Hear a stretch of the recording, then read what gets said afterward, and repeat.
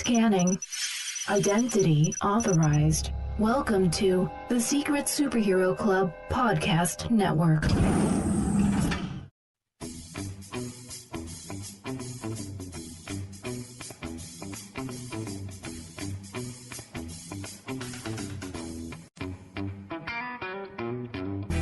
Welcome to the Animation Station Podcast, your home for discussions and debates about all things animation. Each week, we'll rank, review, and revel in animated shows from yesterday and today, and from around the world. So grab your Acme slingshot, set your mobile suit to autopilot, and put on your mouse ears. The Animation Station Podcast begins now.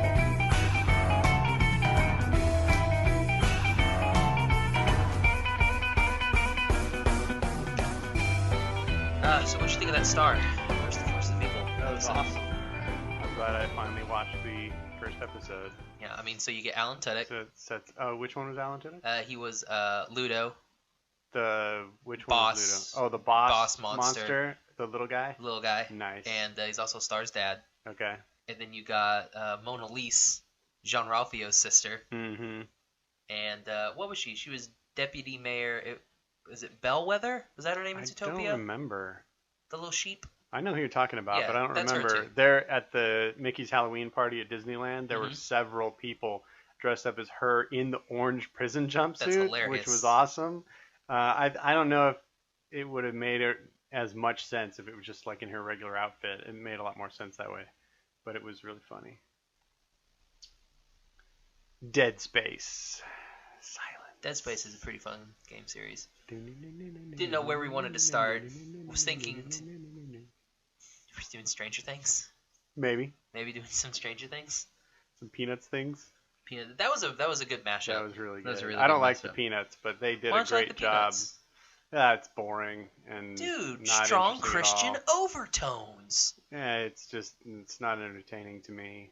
Especially that stupid Christmas special where they ice skate for an hour and a half. Ugh, it's interminable. It never ends. And yeah, it's just that same phrase over and over and over again. Ugh. You're depressing me now. But wait, then it goes up. Uh-huh. I don't like it. Oh no, it's the best. Like, what's his name? His name's Charlie Brown. Yeah. Peppermint Patty. Those two together. Yeah, that's your ship. That's my ship. Is Peppermint Patty and Charlie Brown. Excellent. I'm okay with that. I didn't like in the movie. It was like Charlie Brown, the little redheaded girl. I was like, no. Who's the redheaded girl? She's the little redheaded girl.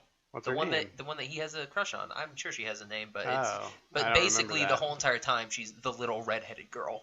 Huh. Like in the comic, she's just the little redheaded girl. Oh, I didn't know there was such a character. Yeah. I don't pay attention to the Peanuts, obviously. Well, Clearly. you should. Yeah, I It's like got Garfield it's got better. Schroeder and Pigpen. And, Oh, I know who's in it. yeah. Except the little redheaded girl. I didn't know Dude, about her. Garfield sucks. No, he's awesome. No, he's I like Meryl better than Garfield. Meryl. Who's Meryl? Isn't the cat's name Meryl, the little gray one? I don't His remember name that. You don't even know their names. See, it's and you like they it. invent new characters for like younger generations, and like I read the old ones, and I Dude, don't think there was another cat. Yeah, in the old there ones. was a little gray cat, and she was around for a long time. She used to be in the Saturday morning comics and stuff. Yeah, Sunday in your morning day. comics. In your day. In my day. We lived in the same day. There was only a cat, a dog, and a really sad and single John man. Arbuckle. Yeah. I don't remember another cat. I could have just forgotten, but I never remember seeing another cat. For shame. So Meryl you don't could be remember right. a lot of things like That's true. Jabberjaw and. Well, no, I never knew of Jabberjaw, Did so you I ever can't know of remember. Space Ghost? No. The Brack Show. Man, I dude. mean, I can't remember things that I wasn't aware of. We need to watch some Harvey Birdman. Okay. Just so I can get I am you, aware of just so I can Harvey get you in Birdman. with more Hanna-Barbera stuff. I mean, I watched a lot of Hanna-Barbera, but not those. But apparently you don't know completely forgotten- Jabberjaw. Yeah, because And what? Speed It lasted Buggy. 5 minutes, and it was a show that never got syndicated where I lived. Do you know what was it? Was it Quick Draw McGraw? You know Quick Draw? I've heard of Quick Draw Oh my McGraw, but it was gosh. never shown where I lived. That's the thing about children's television, especially back in the 80s and before that. So much of it was shown regionally that when I moved out of my homeland of Utah and went off to college and had conversations with people about the shows they watched as kids, they had a completely different selection of shows, that they saw that I never even heard of because they did not play them where I lived. So, you grew up in a completely different part of the country than I did. You had some different shows. Now, there was the very big ones that everybody saw. Everybody had Looney Tunes syndicated where they were or things like that. But did you ever watch Jabberjaw was something that never played in Utah. Did you ever watch Tiny Toons?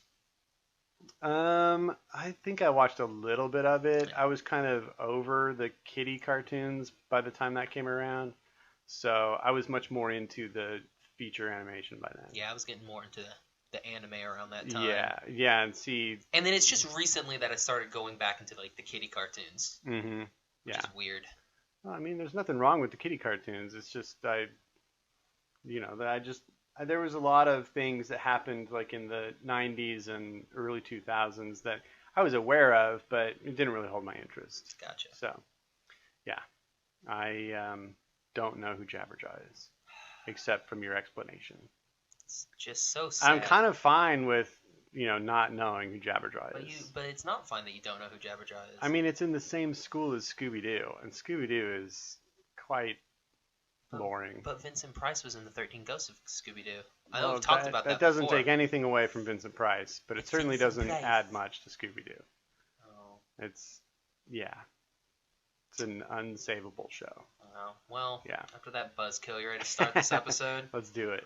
Welcome to episode number 14 of the Animation Station podcast. I'm Gavin. I'm Gavin. Oh, my bad. I'm Josh. You almost had me there. Darn. And this episode 5 of Spooktober. The final Spooktober episode. 5 Spooktobers. That's pretty cool. It's our first series. We may do it again. We probably will. Yeah, I'm sure we will. We got to find another spot in the year to do it and with an appropriate theme. Well, for May, we could totally do anime. Oh, we should do that. All anime stuff in May. That's a great idea. We should totally do that. Anime is copyright. You can't use it. Unless you want to, then you can. We'll just do Anime May. We don't have to. That sounds stupid. We don't have to just call it everything anime. together. The world is obsessed with smashing words together to create a new concept. We don't have to do that. We're not sheeple. Whatever. You taught me that word earlier today. Yeah. Oh, sheeple. And it's ironic because I was arguing against smashing words together. So, I like Anime May. We should do that. But Spooktober I thought it was really fun. I had a blast doing it, and I'm excited to talk about today's. But first, we do have some stuff we have to talk about. We got some stuff to talk about. First of all, I just got back from Disneyland, and Disneyland was magical, as always. And I really want to talk about a few things that you can do in the park that are directly related to animation.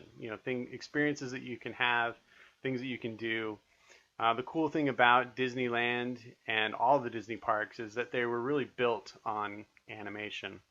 And, we wouldn't have Disneyland if it wasn't for the success of Walt Disney Animation.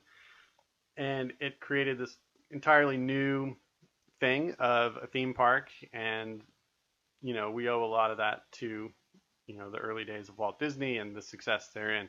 So, before I talk a little bit about the cool animation-related things you can do in the park, I have a little surprise for you, Josh. A surprise for Josh? I brought you a little something from Disneyland. Oh my gosh! One of the things that is popular amongst park goers is the pins. Dole Whips. Oh, the I got pins. A pin? And many people end up collecting them, but I got you a little something from a little show that I know you like to watch. I like to watch. It's not your favorite show, but it is a current show that you're enjoying. Okay. There you go. Dude, awesome! It's Keone! Yeah. Dude, that's the bad. Lion Guard.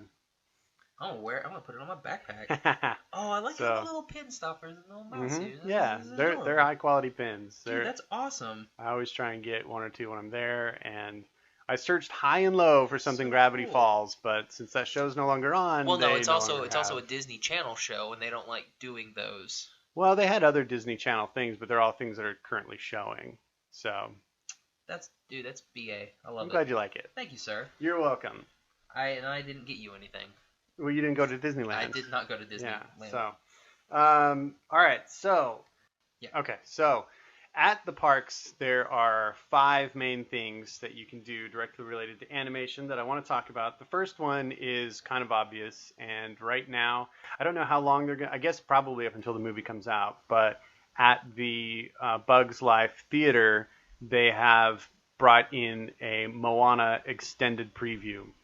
And the cool thing about the Bugs Land Theater is that it has other physical special effects in it, so they make it 4D. So you're watching it in 3D, and then they actually like splash water on you and things like that as you watch it. It makes it really neat. But this extended preview is, I didn't get a runtime on it, but it's probably 10, 12 minutes long. Jeez. So it gives you a lot of really good scenes and shots from the movie, so you get a really clear understanding of what this movie is going to look like, and it looks gorgeous. I'm really impressed with the level of animation that the Walt Disney Studio is outputting right now with their 3D animation, and I really think in a lot of ways that they're topping what Pixar's doing in the last few years. I've just been more satisfied with the Disney films than the Pixar films. And so I am super excited for Moana, and watching this extended trailer just got me even more excited. It just kind of really piqued my interest and left me with a ton of questions that I can't wait to get answered once I watch the film. So if you get the chance to go to the parks between now and then, you can kind of whet your appetite, no pun intended, for a little Moana. The other thing that I did, and I had the pleasure of meeting up with an artist friend of mine. His name's Anthony Helmer. If you guys want to go and follow him on Instagram, he's Anthony Helmer Art. Or is he just Anthony Helmer? I think he's just Anthony Helmer on Instagram. Anyway, if you type in that, you'll find him. And we went to the Animation Academy together, and the class that we went to was the Learn How to Draw Baymax class. And so we got to learn how to draw him, all of his proportions. And the Animation Academy is something that not a lot of people do when they're at the park. But it's a really neat little diversion. You know, it doesn't take long to do. The class, I think, is like 15 minutes long. But you get an instructor comes up, and they have a board that they draw on, and it gets projected up on a big screen. And they just walk you through how to draw it, and you have a clipboard and a piece of paper and a pencil, and you draw along with them, and you get to take your drawing with you, and it's a little extra souvenir. Is that free? Is it? No, it's totally free. Totally just free? like all the other attractions, it's totally free, and you can do it as many times as you want. And they have a schedule of characters, so you can like look at the schedule and say what ones today are available that I want to draw. Sweet. And you show up at that time, and you can go into the class and draw it. It's really cool. And Anthony Helmer is Anthony.Helmer. On Instagram. Okay, Anthony.Helmer. Go check him out. He does a lot of really cool character designs. He does lots of Disney, lots of comic book characters, and he does them all in a really cool, unique pinup style. So go give him a follow. Tell him Animation Station Podcast sent you. Now, in the same area in this animation building in California Adventure is the Sorcerer's Workshop. And what's cool about the Sorcerer's Workshop is it's also interactive, and it kind of gives you other glimpses into some of the basic principles of animation. And one of the coolest things you can do is you can actually draw your own strip and put it into a zoetrope and spin it around and watch it get animated. So you can make the horse thing and make the horse run. Yeah, exactly. So they give you a strip, and you basically just, draw whatever you want, a bouncing ball or a walking character or, like you said, a running horse, whatever you want to draw, and you put it in the little drum, and it's got the little slots that you view it through, and you just spin it around and watch how your drawing moves. You could have drawn Maximus running. Yeah. I mean, if I had all day and night and probably another day, I could probably pull that off. I don't know. Animation's very complicated. That's the cool thing about this too, is that it kind of shows you how, this is a very difficult skill, and it gives you a bigger appreciation of what animators do. But that's a whole neat area, and that's just one piece of the Sorcerer's Workshop. You walk through and you see like the Beast's Library, and I mean, there's all kinds of things in there. It's kind of a discovery zone type area where you walk through and things reveal themselves along the way. So if you're in California Adventure, those are really neat things that you can do in that animation building, and they can, fill up, an hour of your time, and it's really nice and cool in there. So if it's a hot day, I totally recommend it.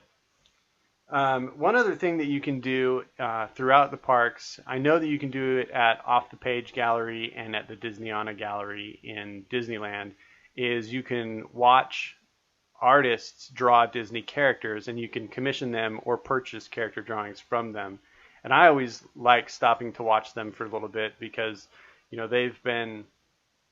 they practice drawing Disney characters, and they've been trained on, the ins and outs of, each character has specific proportions, and just to watch them draw these characters with such ease and, create them so quickly and so accurately, I really appreciate. I enjoy watching them, and you can basically have them draw any character you want, and they'll do it. And they have different prices if you want multiple characters and things like that. I think the prices start at $40, which isn't too bad. And they give you, it's like an 11 by 14 sheet with a pretty large character drawing on it. And so that's also a nice souvenir to take home.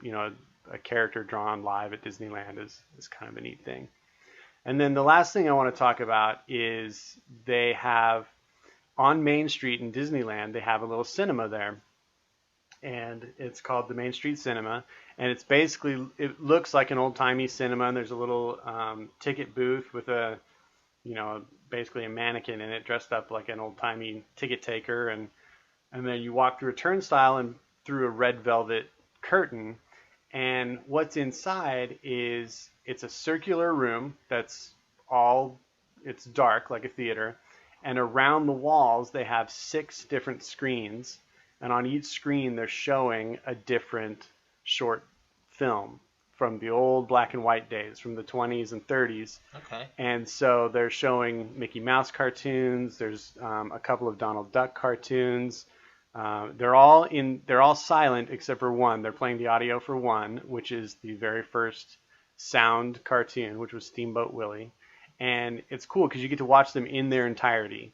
And that also is a nice little diversion. You can just duck in there on a busy day. And most of the time I've gone in there, I've had the room to myself, maybe 1 or 2 other people. So you can really just pause and enjoy these old cartoons. And for me, I like doing that because it's a real kind of touchstone moment when you're in the park to say, this is, Walt has been quoted as saying, think it all started by a mouse, or started with a mouse. And when you're in that room on Main Street watching these old Mickey Mouse cartoons and imagining where we are today and all of the Disney parks that are around the world, it's a really neat thing to kind of look back at the, ancestral, see that it all started with foundation. Black and white yeah, animations. Exactly. It's really fascinating. And to see the level of animation that was happening then, as far as, technique and special effects.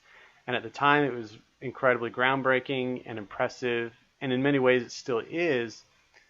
But then you go across and you watch that Moana trailer, and just the chasm of difference between those two, it's immense and impressive. And I love seeing Disney through the lens of history and how it brought us to today. So I highly recommend that. A lot of people never step into that room and don't even know what's in there.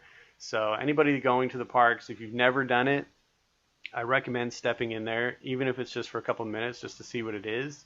And you'll probably get sucked into a short cartoon. You'll probably laugh. So I totally recommend it. Nice. And see, that's one of those things that I wish that I would be able to go to Disney and do some of these things, like do like that little sketching thing, watch the people, everything. I wish I had the opportunity to be able to do that. Well, now that you mention that, I think you probably will have that opportunity. What do you mean, Gavin? Well, we have a big announcement to make, and the announcement is this. The Animation Station podcast will be going to the 2017 D23 Expo. What? Yes! We're so excited. I was planning on going, and we made it work out that Josh could go too. So we are going to have a full presence at the D23 Expo. We may be doing some little on-site interviews. We may be doing some meetups with some other podcasters. We may be just geeking out in general, but we're going to be there. We're going to experience it. We're going to come back and report it all. And we're super excited. I can't wait to show Josh around, show him the ropes of Disneyland Resort, and then also the Expo. And man, I'm so excited. Are you excited, Josh? Yes, and maybe we'll run into some, like you said, maybe we'll run into some, I apologize for my earlier transition. I was trying to set it up for Gavin, and I was like, I hope he gets this. But I hope we run into some other, podcasting friends that we know that are going to be there. I think we definitely will. Those Cloud City Cast guys. Like, it would be cool to meet Brittany. Maybe Remy. Ooh, some shade being thrown right now. That's about it. No, yeah, we definitely want to meet up with our fellow podcasters, but also we'd love to meet up with any of our listeners. So, shout us out if you're planning to go to the Expo next year. We'd love to meet everybody. We'll have tons of Animation Station buttons to give away, maybe some other stuff that we can throw around, some ASP swag. And I'm so excited that we're all going. Me too. It's going to be a blast. It's going to be great. So, you ready to move into our main topic? Let's go straight into this bundle of fun. Let's do it. So, for Spooktober number 5, it's the granddaddy of them all, the one you've all been waiting for, Tim Burton's The Nightmare Before Christmas. Now, I am well documented already as loving this movie. Josh. Here it comes. Oh, I thought you were going to ask me a question. No. I just throw it out there, man. Okay. Just tear the Band-Aid off. So, do you want to do any sort of background first before I go straight into my wonderful thoughts on this movie? Let's do that. Let me give a little bit of background on it, and then we'll get into our discussion of the film itself.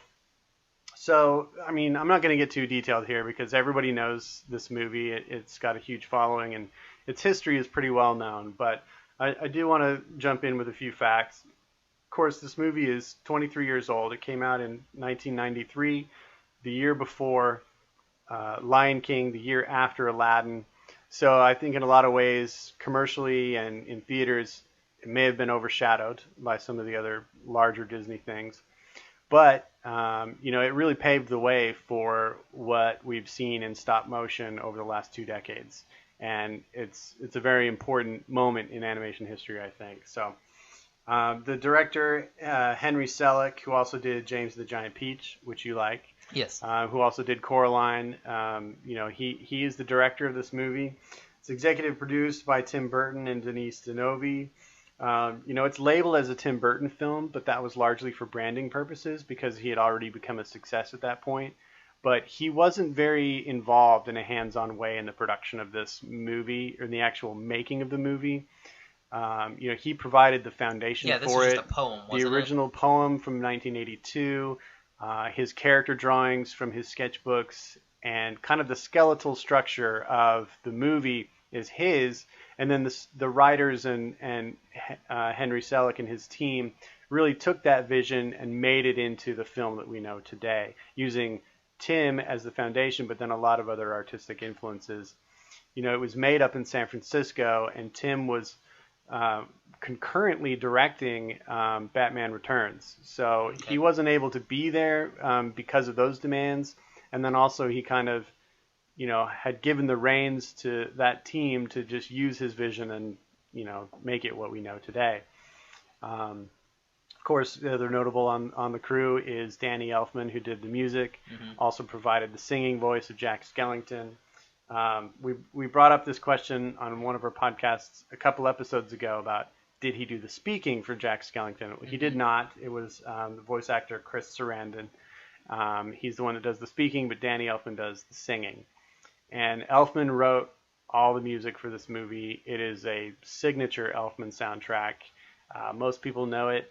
Most people love it, and it's become one of the most successful Disney soundtracks in the entire canon. So it really, in a lot of ways, put Elfman on the map in the general consciousness of moviegoers and film lovers.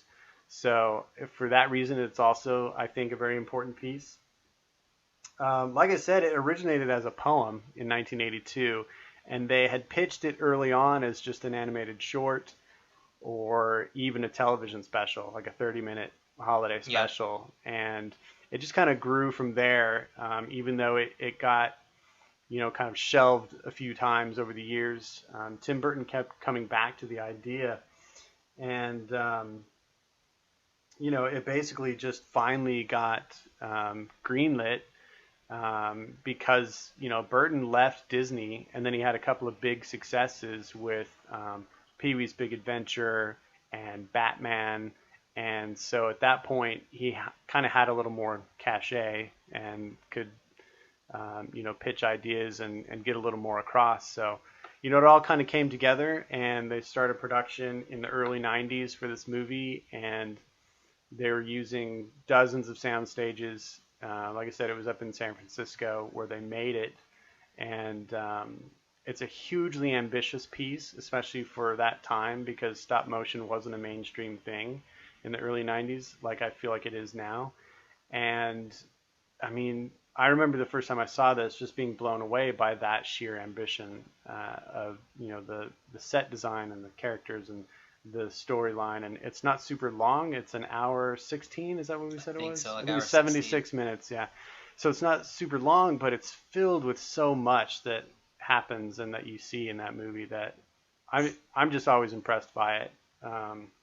So the other interesting thing about this is that now it's released under the Disney label, but originally they released it under their what they kind of called their adult label, which was Touchstone, and that was invented so they could do things like Who Framed Roger Rabbit and other things that weren't really for that core Disney audience, but they wanted to branch out and do some other things. And so when this one came along, they felt this might be a little too dark for the Disney label, so they put it out on Touchstone. So anytime I see that Touchstone logo with the thing that comes across the bottom of the screen, my first thought is Nightmare Before Christmas, because this is the first Touchstone picture that I really fell in love with. I mean, I always loved Who Framed Roger Rabbit, but this movie just, touched me from the first time I saw it. So, okay. All right, so let's discuss The Nightmare Before Christmas. You got it. Go ahead, Josh. What do you think about this film in general? I thought the movie was all right. We've said this before on, I think, basically this whole entire month. Right. That I'm not a fan of Halloween.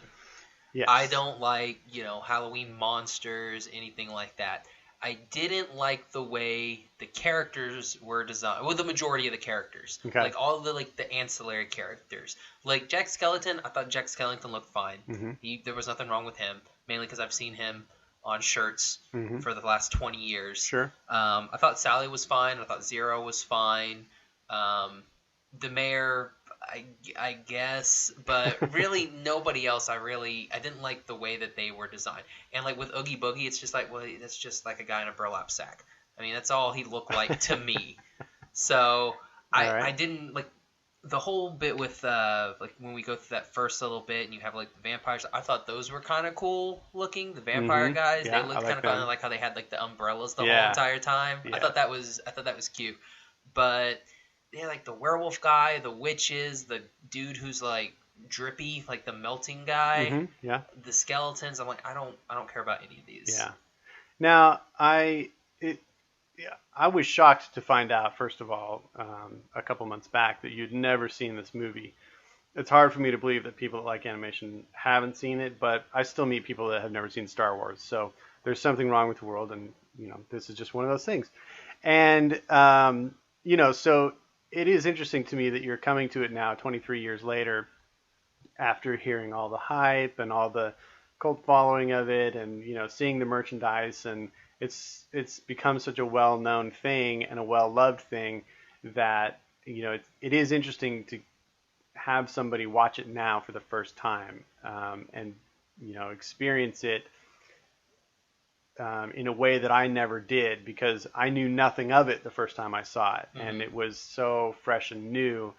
And I think that may have affected some of, how you felt about it. But I think, your first point is what really affects it, in that you're not big on the Halloween genre, that creepy, scary, spooky, monstery, dirty, grimy holiday I don't look. like that type of stuff. And I think that's what is one of the things that makes this film interesting to me, is that they really took a lot of Tim Burton's original sketches of these characters and really recreated them rather faithfully from, really sketchy sketchbook characters into 3D molded characters. And I think one of the things that creates Tim Burton's overall style, and I'm talking about his entire film catalog, it's similar to Guillermo del Toro, where they're seeking to find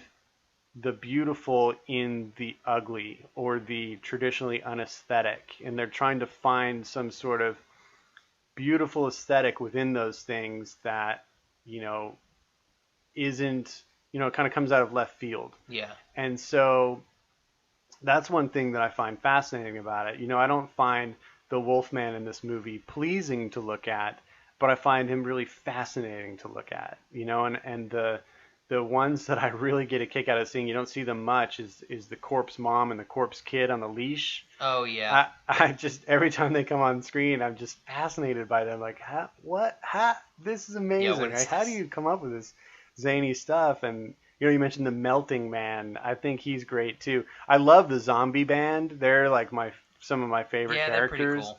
I just think they're neat and cool, and they just chill out on the corner and play their minor keyed music, and that's all they do. They're just cool.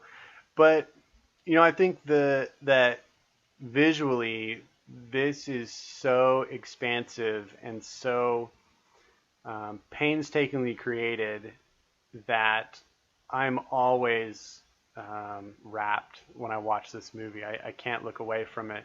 And I think the character design is just a small piece of that, because the sets in this movie are incredible. They also really stay true to a lot of Tim Burton's sketches, but they bring in so much other influence, like German Expressionism, and when they go to Christmas Town, it's much more bright, and it has more of those traditional Christmas special movie feels to it, like Rudolph and even Dr. Seuss, things like that. And I just love that this movie has so much texture, and it feels like it's a fully realized world. And we talked about that a little bit in the Paranorman episode, where it felt like these were actual places. Like these characters lived and created holidays and interacted, in a real way in these places. Jack's house and Dr. Finkelstein's laboratory and even Oogie Boogie's lair they felt like real places where these people lived and, had their lives. And I'm really impressed by that. There are some stop motion films that, they have stop motion characters in them, but you can kind of tell that, well, most of the background is just a backdrop, it's just CG, it's just, a matte painting or whatever. But these had such depth to them. You could see trees in the forest, going back, across the stage, and you could see, other buildings in Halloween Town, or you could see the graveyard with the curly hill, that iconic hill in the background. Well, that's the thing. Like, the scenery and, like, the set and the set design, I liked all that. Like, I really liked Jack's house. Yeah. How it's, like, kind of slender and then it gets bigger as it goes up. I thought that was really cool. My thing is, I don't like the characters. Like, the scenery and everything, I thought was great. Same thing with, like, when we did Corpse Bride. Like, I really like the scenery and the set of Corpse Bride. It's just the characters, it didn't work for me. And the it makes sense, because we talked about this last night. The highest movie you rated in our Spooktober series here was Hotel Transylvania. Yeah. And those are all classic Halloween characters, but they made them cute or pretty, or, you know, it's kind of a cleaned up, romanticized style of those characters. There's nothing dirty or grungy or, you know, grimy or ugly about real. any of them. Yeah, it looks like a cartoon. Yeah. And so it totally speaks in a more direct way to your animation sensibilities. So it totally makes sense to me, you know, that this movie on that level fell a little flat for you, because this is a grungy, gothic piece, you know, that it's a lot of it is intentionally ugly. You know, they're trying to create this beautiful thing out of ugly things, and it totally makes sense to me. Yeah. So you want to move into the story? Story? Okay. Yeah. I was either going to go music or story next. Yeah, let's do story. Story. What do you think about the story? I mean, I feel like you liked it okay. Yeah, I mean, I liked the story okay. Going back, my only detractor was the design of the characters. The story, you know, is fine. It feels like it's been done before. Yeah, see, that's where we disagree. Which I know, because we talked about this last night. But my whole thinking of that was, we've had movies, like older movies, where it's set in a town, like what we were talking about when we were talking about Rudolph. Like, this is Christmas Town. Like, the North Pole, that's all what this is. I feel like we've done that before. The only thing different was they were able to just go to another town. See, I don't think we've ever done that with any other holiday besides Christmas. Which I'm and agreeing with you. And none of those other that, things ever reference other holiday towns or even know that they exist in any real way. Yeah, that's where I think that this matters, one takes a huge leap as far as concept, because it, you know, posits this idea that there is an individual town that is basically the holiday that we know, and each of these towns is busy all year making that holiday happen.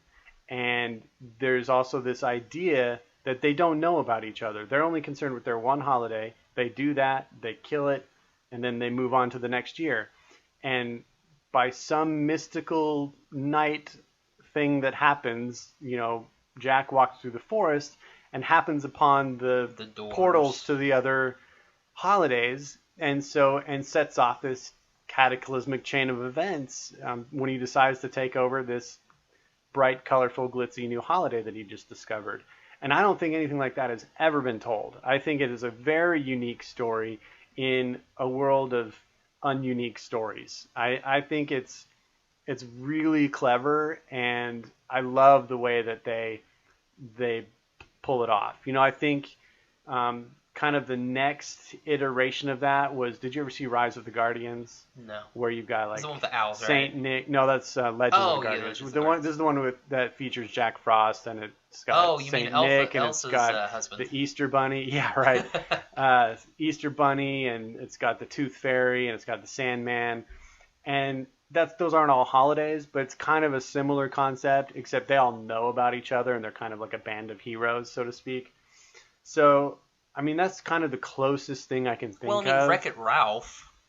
Yeah, but because they all have their talking about holidays, though. Well, I mean, just like the concept. Yeah, of being able to go into it's like jumping into another dimension world, or something. Like, yeah, I get that, but I mean, this predates those. Yes. You know, I think this was really original in its time. You know, 23 years ago, I can't think of anything that predates this that has any sort of storyline that's close to this concept where holidays are concerned. You can probably find some sci-fi story that, you know, is similar to this, but in a kids holiday movie kind of scenario, it's just brilliant. It's such a genius idea, I think, and I love it. I think it's really well told.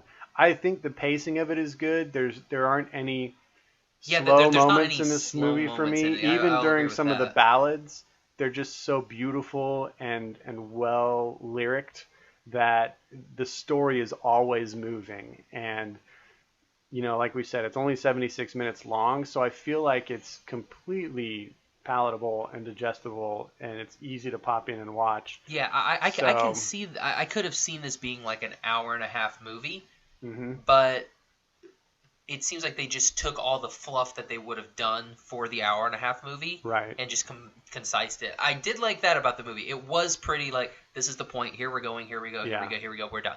Yeah, there's no dead space No. in it. That's one of the pros to this movie because, some animated movies, especially, Disney has had a long history of problems with this, where they decide to do a sort of distraction scene and it just goes on and on and on. You're like, come on, move on. This is not serving the plot in any way. Let's go. I think way back in Snow White, they had that stupid scene with the turtle trying to get up the stairs. Jesus. And it's like, dude, no, we don't need to see this anymore. And in Cinderella, the mice with the stinking seeds. And it's like, come on, we don't need to see this forever. But this movie doesn't have any of that. There's none of that really like, what are we doing here kind of scene. Well, some of the plot stuff was a little bit like the whole bit with what is it, like Beetlestein? What's his name? Finkelstein? Dr. Finkelstein? Yeah, his whole bit with Sally and be like, you can give me nightshade, and I'm like, that doesn't really. Well, I mean, it's kind of really proving mean- her. Like she's it will restless show and she's that dissatisfied and she's clever. she's trying to get out of her current, Right. state that she's in right now, like her living conditions. Mhm. I understand that, but it's also like it doesn't really get resolved by the end of the movie either. Yeah, it does, because you see Dr. Finkelstein with his new creation, and he's just enraptured So with he her. so he just says He like basically whatever to made himself Sally. a new companion, and yeah. Okay, Yeah, I couldn't tell that You from like see that at the I very see end, that, yeah. but it's also like, okay, well, I mean, Sally's kind of alone. Does she go back home, or does she just go live with Jack at the end? Yeah, she goes Like, I up to the don't- top of the hill, and then they hug and kiss, and then they go back to Yeah, that's what I mean. Skeleton Like, Tower. did they go back to stately Yeah, they live Skeleton happily Tower, ever after. or Mhm. okay? Yeah, they live happily ever after with their ghost dog Zero. Zero was one of the best parts He's of this cool, movie. huh? Zero was I great. love his See, design because he's basically just a triangular sheet. Yeah, he's just a sheet and with, then like with a the dog dog head. skull Yeah. and like paper ribbon Mhm. ears. It kind of And like the some of the little, stuff they did in Kubo, where Yeah, he's and like, I liked his jack-o'-lantern. yeah, it nose. had a little light up nose, and he kind of becomes the Rudolph replacement, which Mhm. is clever. Yeah, I think Zero is a real stroke of genius as far as the design, because they could have just gone skeleton dog, Yeah, like they did he in just- Corpse Bride, which was fine in Corpse Bride, but Yeah. Zero is an iconic character, I think. Just wish he was used more. Like Yeah. I would have liked more of a Zero, as maybe take out some of the mayor's stuff Uh-huh. and maybe put more Zero in. Sure. Well, I think over time he has become one of the most favorite characters from people out there. And, I'm playing that iPhone app game called Magic Kingdoms. Mhm. And during I- October, they're doing a holiday theme or a Halloween theme with it. And it's the whole Nightmare Before Christmas thing is coming in. And you can only buy 3 characters from Nightmare Before Christmas. It's Jack, Sally, and Zero. So, I mean, he's already like the C-3PO of the crew. I mean, he's like right up there with the iconic ones I like that how you you want to put get. C-3PO up there, not R2. I just grabbed one. Well, I mean, I admit, C-3PO is my favorite droid in Star Wars. I like C-3PO. You don't like R4? Which one's R4? That was Obi-Wan's. Oh, yeah. I mean, He gets blown up. I like R2-D2 a lot. I like BB-8, but C-3PO, when I was younger, he annoyed the heck out of me. But as I've grown older and as I've, ingested a ton of British television, there's something about C-3PO and what's his name, Anthony Daniels. Yeah. His performance, I love it. I think he's delightful. So yeah. Anyway, that's a sidetrack. Yes. It So was. I want to go back to one character that you mentioned that you didn't like the design of, and that's Oogie Boogie. As we all know, I picked Oogie Boogie as one of my top monsters, and I think the idea that they came up with for Oogie Boogie is incredible. I love the design of him, how he's basically just a burlap doll sewn together, and what he's stuffed with is living bugs. Yeah, He's just a got sack full of bugs. The glowworms as the That teeth. is so creepy and amazing. And the way that gets revealed is awesome. He meets such a gruesome end, so to speak. and with Santa like smashing out that last bug and smearing it around with his foot is so good. But then also just his character, his charisma, and his swagger as a villain, and he's got this cool, weird torture chamber / casino lair, and he's a gambling boogeyman. I just love it, and they wrote that incredibly awesome, jazzy, bluesy number for him to sing, which was sung by Ken Page of Broadway fame. Shout out to Cats, and yeah, and I think he's great. He's my favorite character in the movie, and I just like the way that they used, glow in the dark paints and black lighting in that scene to change the mood as like the neon was turned on in the casino, and he turns that bright green color, and man, it's just, that scene is endlessly entertaining to me. And then when they go back there and Jack is rescuing Sally and Saint Nick, I just love any of the scenes that are in there, and I wish there was more of it. I wish he was a bigger part of the movie, but I think he's a great foil for Jack in this movie, and I think his character is handled just perfectly. So I'm disappointed that you didn't like him as much, but again, going back to the aesthetics that you especially like, if I don't like Halloween Halloweens and I don't like things that are gross and I don't like bugs. Right. You can see where I did not care for Oogie Boogie. Yeah, I get it. Okay, music Going time. to that music. Let's talk about the great Danny Elfman.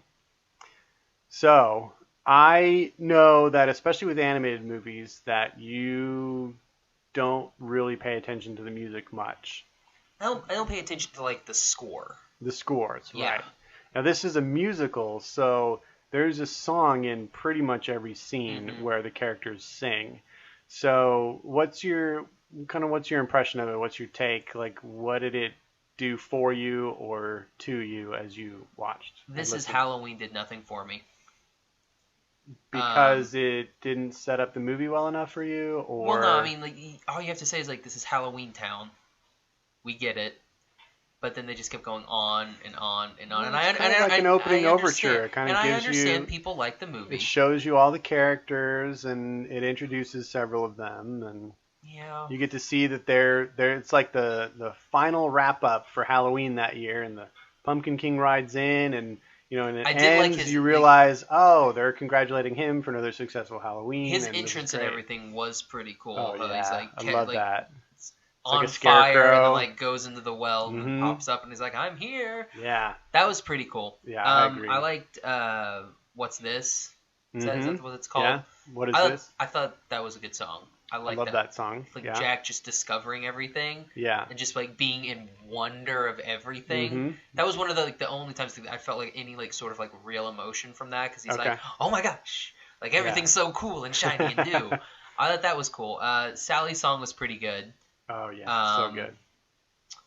Oogie Boogie's, whatever. Yeah, that's incredible to me. It's such a good song. What did you think about Jack's Lament? That's his first ballad at the very beginning, where he kind of reveals his discontent. Yeah, I understood that. Like, I got that. Like his like that song is good, just because you're like, I can totally see where you're coming from. Yeah, he's like, you're not living. Feels like he's plateaued, and there's nothing better, and I think it's the best song in the movie. It's perfectly composed. The lyrics are incredible. The line about "I can take off my head to recite Shakespearean quotation," I love that line. Just lyrically and melodically, that song is it's incredible, and I can't get over how good it is every time I hear it. So to me, that's like the signature piece of the movie. But I agree with you about Sally's song. I think Sally's song is perfectly really haunting and gorgeous, and its melody and the sentiment behind it is, it makes sense. It makes sense to their characters. She's kind of just a person in this town. He's the freaking Pumpkin King. So, she couldn't just like go and say, "Oh, I like you, Jack." Yeah, like at the very beginning. Well, see, I thought it was weird because I didn't understand it, and I brought this up last night. I didn't understand if Jack knew her or not. Yeah, and I think everybody... It doesn't seem that it's made clear just because Finkelstein, is that his name? Yep. He doesn't want her to be seen. He's like, you're not ready yet. He doesn't want her to leave his side. Yeah, she but can go out, but with him. You're not ready yet. You can't go to do all this stuff like that. So I'm like, maybe but she's been out and about just with him. I think it's understood that everybody in Halloween Town knows everybody in Halloween Town. Well, there's only like 30 people there, just and for me, they all work together. Like, it wasn't like crystal clear. Yeah, I get that. I mean, I have the luxury of having seen this movie probably 50 times, so I've kind of worked through all those problems in my head already. So yeah, I feel like everybody knows everybody, and the first time we see them together, he mentions her by name. He does say Sally, yeah. So it wasn't like an introduction. It was, Sally, you're gonna make my costume, and that final song where they meet at the top of the Curly Hill. Mm-hmm. Which I don't know if that hill has a name, but it's Curly Hill. So freaking cool. I love that element, and it's become, the iconic scene in that movie, and. He's basically confessing, God, you've been here this whole time and I haven't really noticed you. I know who you are and I've seen you around, but I haven't really realized that, oh my gosh, you're the one for me. And I like stories like that where it's like right at the end, it's like, oh my gosh, yes, you're the one. Those are the types of stories that those are one of the types of romances that I really like. And so I think it's cool that you kind of wait the whole movie, and then right at the end, Jack kind of figures out a lot of things. Like, okay, I can rock this Halloween thing. I got a little complacent. I went off and did this thing. I'm going to learn from this mistake. I'm the freaking Pumpkin King. I'm the best at this. I'm going to go rock it. And then basically a moment later, he realizes, oh yeah, and I've got this awesome girl too, and she loves me, and we're going to be happily ever after. Or scarily ever after, whatever they are in Halloween Town. Scarily ever after. Yeah. So back to the music, this is where we started. I think that as a musical, it's among the best animated musicals ever made. And I think, to me, it's still my favorite Danny Elfman work. He's done so many things that I've loved, but this one is still the best because it's just such a great traditional musical with big numbers and ballads and, ensemble numbers. And I just think it hits all the good points of a good musical. And you've got several different styles in the songs. The score is amazing. And it's easily one of my favorite soundtracks of any genre. And I think I'd be hard pressed to say any other animated movie has a supremely better soundtrack. I think he's up there with the very best. Okay. You did not. I mean, like I said, this just isn't a movie for me. Yeah. Like, these types of movies are not movies for me. Do you think you could listen to the soundtrack on its own? Like, not watch the movie, but just listen to the soundtrack and get more out of the soundtrack? Probably. I bet you could, because it's really spectacular. And I listen to it on its own all the time. I think it's one that I listen to year round. It's not just, and this movie really is not just a Halloween movie for me. It's just a great animated movie. Just whenever you're. Yeah. Oh, interestingly, I think I mentioned to you this before, but I read that on Rotten Tomatoes, this movie is actually ranked as their #1 Christmas movie, which I thought was interesting. Well, I don't really think of this as a Christmas movie, and I saw an interview once of Tim Burton where he said that he created this because he didn't feel like there was enough Halloween specials, like, because the original concept was it was going to be a TV special, and there's all those Christmas specials that come on. There really aren't that many Halloween specials. At least back then there weren't. Yeah, you had Great Pumpkin. That's it, really, back then. And so it's intended as a Halloween piece. So it's weird that Rotten Tomatoes has it on their Christmas list. Well, I mean, it's one of those movies that it could totally be either one. Like, yeah, I don't know. It is a Halloween movie, but if you're they throw some Christmas in. Exactly, and if you're like a weirdo, you watch it for Christmas too. Yeah, that's instead of watching the fluffy bunny, wonderful Christmas stuff that usually comes on. All right, so this movie, as we all know at this point, has a huge cult following. No, I mean, this is basically probably the biggest cult movie of our time. Donnie Darko. Donnie Darko would be one that actually has a pretty big cult following, but not even close to this, I don't Snatch. think. I mean, maybe. Fight Club. But has any of Boondock them, Saints. are any of them directly related to the continued success of a national franchise store like Hot Topic? Maybe Boondock Saints. I doubt it. Not even close to Nightmare. I mean, Nightmare is like the front window display of every Hot Topic for the last 20 years. Yeah. I mean, it is such a huge licensing and merchandising enterprise now that, I mean, it's like its own thing now. It's like a subculture almost. And, I don't know why specifically it is that way compared to other movies. Like, I can't think of any other animated movie that's had that sort of merchandising run. Or Totoro. yeah, maybe in Japan, not here I though. would say Totoro's like huge over here too. It's big, but I don't Yeah. think it's anything like Jack and Sally and Frozen. Nightmare Before Christmas. Yeah, but Frozen's with little kids though. I mean, I'm talking I know about plenty of adults teenagers that like and Frozen adults, too. and yeah, but they're not necessarily buying an Elsa Are t-shirt. there see here's the thing, like are there still a lot of younger generation people that are buying this stuff, or is it the people my age that are going back for nostalgia purposes and buying all this stuff? See, Like are there 12-year-olds that are buying Nightmare Before Christmas? I think there are, and I see them around, and I think a lot of that is because it is kind of its own subcultural thing. And when this movie came out, it was kind of, and I'm not really familiar with this genre, but from my perspective, it was kind of at that the early stages of that 90s goth music wave that came through with the Marilyn Mansons and the Nine Inch Nails, and what Trent Reznor did after that.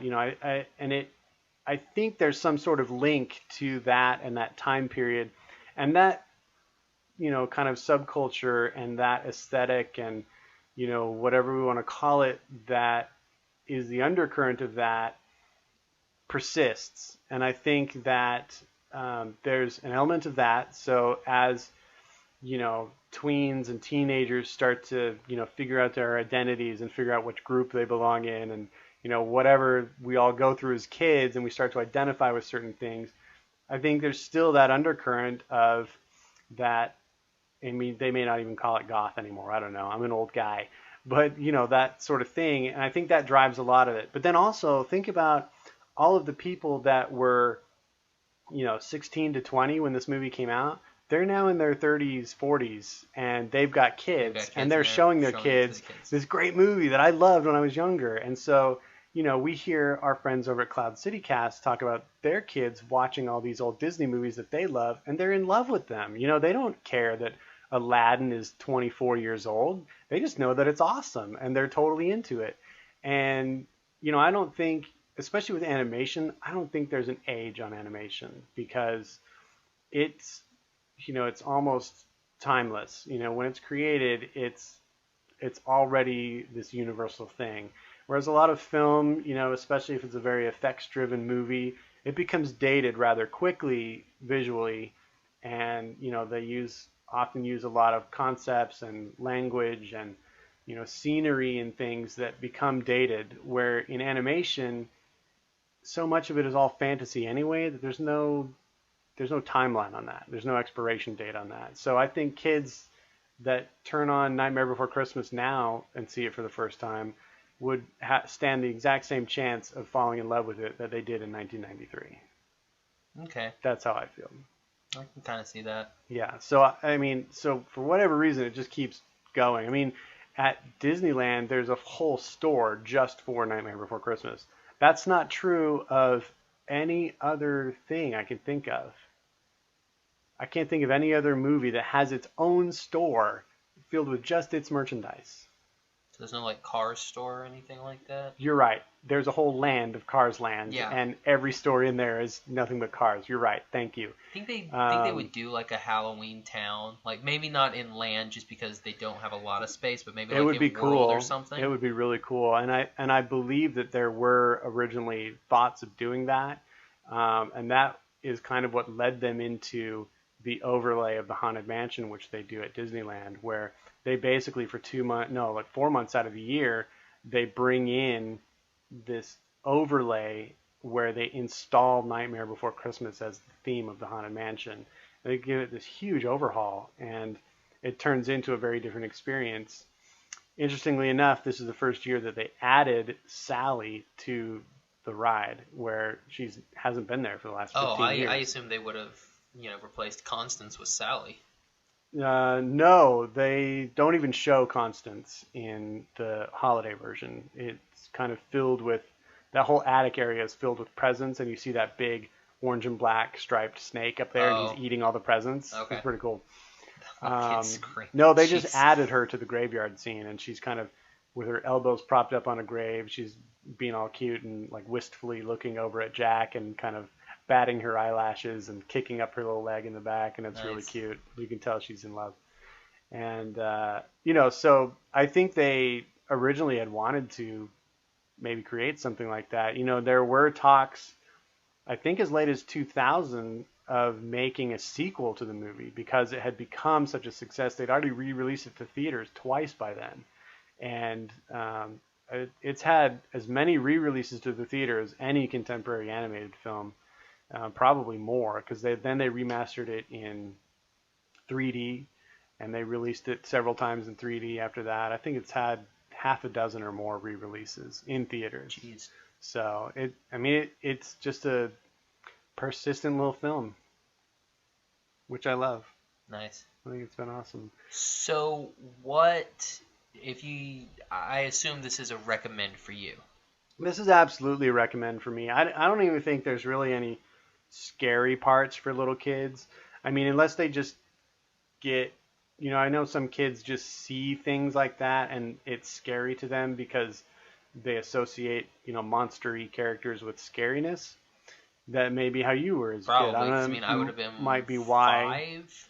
Yeah.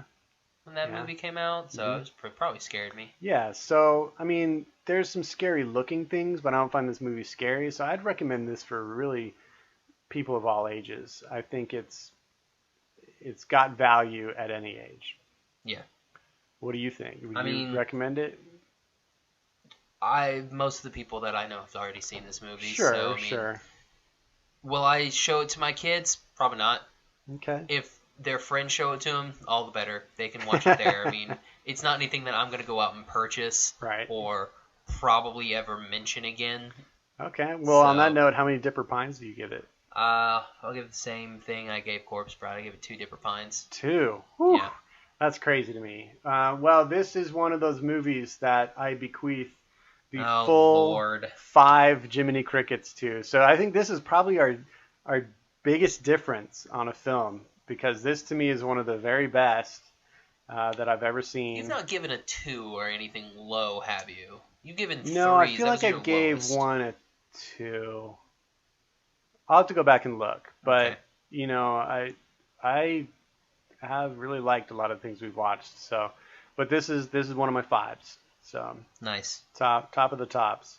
So, Josh, this concludes our Spooktober. Yeah. We're done with it. What did you think of the series? Did you have fun doing it? I did. It was quite fun. I found a movie that I was so enthralled with that I went and bought it and watched the sequel and then bought the sequel. Man. So that's Hotel Transylvania. Hotel Transylvania. Yeah. So honestly, this worked out for me. Yeah, that's and great. I got to see Monster House again. I did too, and I got to rediscover it and remember how entertaining that movie is. It's a really fun movie. I liked it. Of course, I love Corpse Bride. I think that's a beautiful film. Paranorman for me was my number 2 in this list. It's so good. I loved Paranorman. I loved the whole vibe of it and just the beauty of the animation in that is that it's in the tradition of Nightmare Before Christmas and this long tradition we have now of stop motion feature animation films, and I think one leads to the other, and Leica is just killing it lately. So yeah, I think Spooktober's been fun. It's been a blast. I think we're probably going to steer directly out of the way of domestic films for the next couple. Maybe bring some anime back to the podcast. Next week is an anime that anime film that we will be covering. Let's go visit our friends in Japan. I'm not 100% sure is very well known. Okay, cool. I'd love to introduce our audience to more things, so that's great. Awesome. All right, ready to hit into this top 5? Let's do it. Here we go, top 5. And now for another top 5. Okay, let's do the top 5.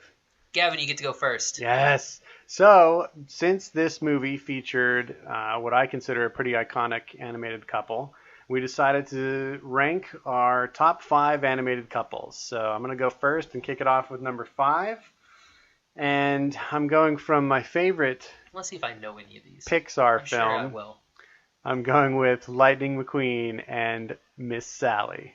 They're my favorite car couple, and I think they're great. So that's mine. I knew you'd shake your head at that. If you guys can't see him, but he's shaking his head, and that's fine. I stand behind cars. I do now, and I will to my dying day. Go. All right, my number 5. See if you know any of mine. I probably won't. My number 5 is going to be Sosuke Sagara and Kaname Chidori from the anime Full Metal Panic. Full Metal and Panic. Full Metal Panic Fumafu, which is like their spin-off comedy. Is that related to Full Metal Jacket? It's not related to Full Metal Jacket. No. I didn't know. Yeah, it's kind of it's a mech show. So this is from a TV show, an animated series. Okay, got it. Yeah, the majority of mine are from series. Mm-hmm. Are they all anime? There's a good amount of anime and cartoons, everything kind of mixed together. Okay, cool. Is that it? You're done? Yeah, I'm not gonna go on the why just because it's gonna be ridiculous. So number 4. All right, for me, a couple that I know you love from a movie that I know you love, set in Africa. Oh, that's Simba and Nala. Nice. I love those two. That movie inspired me in so many ways, and I love the cool story about, I love romances where it's like they were kids and it's like, ew, I can't marry him, that'd be too weird. Yeah, that was and then great. Of course they end up being adults and they're like, oh yeah, you're kind of great and I'm in love with you, and it's like, you can't marry her, she's my best friend. Yeah. I love great. stories like that. Yeah. So I think that's a great example of one. My number 4 from the Disneyverse is going to be a little movie about Greek heroes. We're going to go Hercules and Meg from Disney's Hercules. Excellent pick. Their whole little story just together. Yeah. The Meg trying to, because Hercules is like, boom, right from the back. Lover. Yeah. Going for it. Mm-hmm. Narrowed in. Yeah. Meg's like, no, can't get close to anybody. Mm-hmm. If they get close to people, they get hurt and everything like that, or they hurt me. And well, she's kind of finally the hot, realizes her feelings. Yeah, and she's kind of the hot, savvy girl who kind of gets it and can kind of be manipulative and sway things to her way. And he's kind of the classic, like, big handsome guy who's a little bit clueless and he's kind of new to the social world, so he doesn't really. He can't really navigate those romance waters as well, and so on that level, I think it's iconic and classic, and yeah. Nice. That's a great pick, man. It's great. I'm realizing now, and I don't know that I realized it before, but all of mine are from Disney or Pixar. Really? Yeah, they are. I couldn't really think of a whole lot of couples outside of that, and I don't know why. Flintstone. Yeah, I didn't really think of Pebbles them. and Bam Bam. I didn't think of the Jetsons. I thought of, well, we'll get into honorable mentions in a minute. Yeah. Okay, so don't worry, we will. My number 3 is what I consider to be the cutest Disney couple, most adorable, sweetest, cutest couple. Lady and the Tramp. No. Oh. No, it is 2 animals though. Okay. From The Rescuers. Okay. Bernard and Bianca. Nice, I like it. So sweet. I love those two. They are adorable. Yeah, they're the greatest, and they fit so well together, and they're a great team. Yeah, they're my kind of couple. Okay, well, My number 3, Mm-hmm. going back to Disney for this film set in Africa. Ooh. We're going to go Simba and Nala from The Lion King. I like when we have at least one crossover. Yeah. Yeah, that's nice. Good pick. Yeah, those two are the only reason they're not higher, Mhm. just because I've only got one movie with them, and Oh, you know, there's the romance is there, basic almost from the beginning. Mm-hmm. But with these other two, it develops. Yeah, over the course of a series. Yeah, And I'm like, okay, got it. That is sometimes a limitation of feature animation, is you don't have long character development that you can have in a show. So it makes sense. Which kind of sucks, but yeah. But some movie franchises go on and on and on, like Land Before Time and Toy Story. Dude, Ducky and Petrie for the win. Ridiculous. Okay, my number 2, I'm going with another animal couple from the greatest animated adventure film of all time. Zootopia. No. Oh. Robin Hood and Maid Marian. The Maid Marian. To me, these are the best example of just starry-eyed young lovers. Yeah. Who, for a time they're kept apart, but they just keep the faith that one day. I think their story's delightful, and yeah, it's a beautiful little romance. Oodalali, oodalali. Golly, what a day. Thanks. No problem. Okay, we're rushing through these because our episode's going so long. Yeah, it's a very long episode. Just so you guys know. My number 2 mm-hmm. is going to be Ryuji and Taiga from Toradora. It's an anime. Ooh. Yeah. I have no idea what this is. Yeah, it's fine.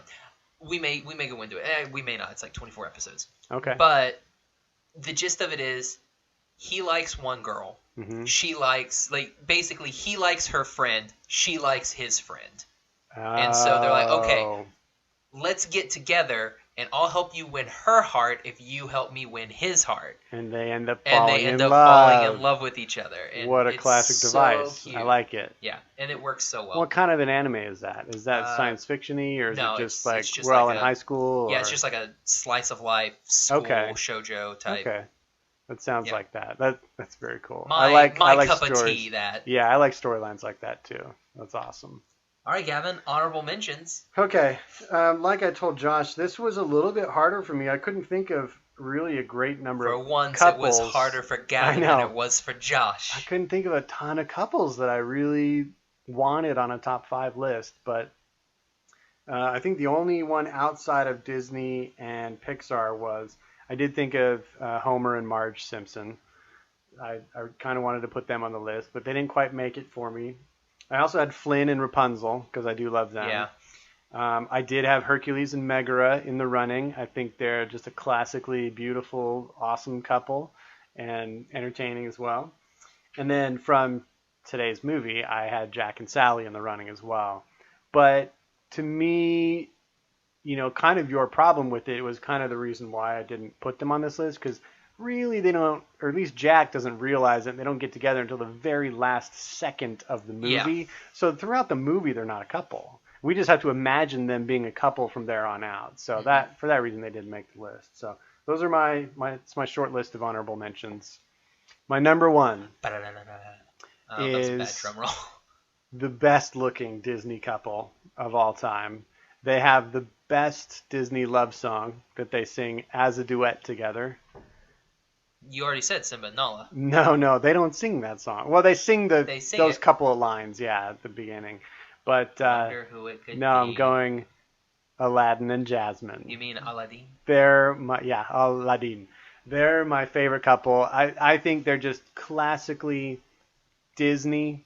They're beautiful, wonderfully drawn. Their characters play out in an amazing way, and we do get to see them further their relationship as we get Aladdin 2 and 3. And to me, they're the top Disney couple. I love them. You got to watch it to get to Aladdin 3, and Aladdin 3 is awesome. Aladdin 3 is good. That's the only problem you have to get through. I know, you do. It's not the worst thing they've ever done, but it's definitely not the best. One of the worst things they've ever done. Yeah, I wasn't going to say that. Okay. All right, everybody get comfortable because Josh has back. 2 pages of couples. If you don't want to hear these, you may want to, Gavin, you may want to go get a drink, make yourself something. Let me pour a cocktail for this one. All right, sit back, folks. Here we go. Now, it was semi-difficult for me just because I put on my top 5 couples that actually became couples. Not like ships, not anything there's a lot of ships on my thing, my honorable mentions, but anything that's left ambiguous at the end of the movie. Right. Like on my honorable mentions, they do get together, either like halfway through in the last half of the movie, but you don't ever see what comes of it. Right. So you don't get to see the actual relationship. It just kind of happens. Like there'll be a kiss, and you're like, oh, they shared a kiss. That's cute. What happens? You don't know. We don't know. Nobody knows. There's nothing, no story or anything kind of to like go with Jack it. and Sally. Exactly. Yeah. So this is a smattering of anime and cartoons. There's Disney stuff. There's all kinds of stuff on here. All right, bring it to us. Okay. If you know any of these, I want you to say yes. Okay. Or just I know that one. Okay. Okay. Tai and Sora from Digimon. I don't know that one. Yeah, I know. Star and Marco from Star vs. the Forces of Evil. I know that one. Because they're not technically a couple yet. Oh. You think it's going that way? Well, dude, it's Starco. It's like Harry and Ginny Weasley, where we knew from book 1, but it took them till book 7. Did we meet Ginny in book 1? Oh, yeah, she's like a little girl. Yeah. Robin and Starfire from Teen Titans. Okay, I know that one. That's a good one, by the way. Dipper and Pacifica from Gravity Falls. I don't know Pacifica. Yeah, I don't think you've never. I haven't gotten to her, I guess. Yet. Ash and Misty from Pokemon. It's all right. Judy Hopps and Nick Wilde from Zootopia. I do know that one. See, that one to me is really ambiguous. Like exactly. It's like, what does she mean by? I can't quite tell. I do love you. What does that mean? What does that mean? Yeah, I can't quite tell. Maybe they'll do a Zootopia 2 and we'll find out, or they'll do a short film or something. Electric Zulu. Oh my gosh, that's the weakest one yet. That was great. Aladdin and Jasmine from Aladdin. Excellent. Toma Kamijo and Makoto Misaka from A Certain Scientific Railgun. Yeah, don't worry about that. I don't know. Soul and Maka from Soul Eater. Don't know about that. Nope. Akihisa Yoshi and Minami Shimada from Baka and Tess. Don't know about that. Arnold and Helga from Hey Arnold. I never watched Hey Arnold, so I don't really know it. Bugs and Lola Bunny from Space Jam and the Looney Tunes. Good one! I really wanted to put them on there. Because it kind of happens a little bit in Space Jam, and then when they did did you ever watch the Looney Tunes show? Yeah. Okay, when they did the Looney Tunes show, she was kind of like his stalker. Yeah. Kind of. And I was like, but Bugs did kind of have a little bit less creepy than Miss Piggy way. Very less creepy than Miss Piggy. She's aggressive. Sokka and Toph from Avatar The Last Airbender. Okay. Finn the Human and Marceline the Vampire Queen from Adventure Time. T.J. Detweiler and Ashley Spinelli from Disney's Recess. Sakura and Lee from Cardcaptor Sakura. Morocco and Sango from Inuyasha. Italy and Germany from Hitalia. You didn't really watch a lot of Hitalia. I haven't seen any of it. I haven't seen any of it. Roger Smith and Dorothy Wainwright III from Big O. It's been a while since I've known any of these. Troa and Katra from Gundam Wing. Hiccup and Astrid from How to Train Your Dragon. Oh, yeah. Man. Okay, that was Hannah a good pick. helped me out with Hiccup and Astrid. That is I had completely forgot about Hiccup and Astrid. Good pick. Man, yeah, I like them. Miria and Isaac from Bakano. Yoko and Kamina from Gurren Lagann. Page 2. Oh my gosh, people were just on...